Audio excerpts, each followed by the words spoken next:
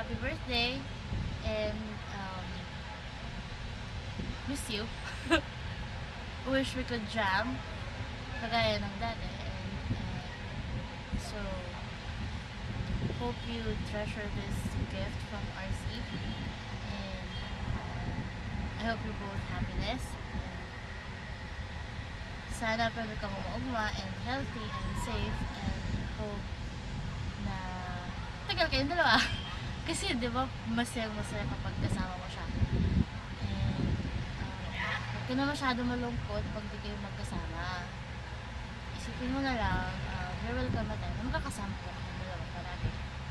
And I wish you all the best. And you deserve the best, so I hope you get them. And good luck in everything, and always be safe. Di na magparali or anything. Stay home. Parang ganun. Ingat ka palagi, and sulat ka ng maraming poems. And then you can send me a copy.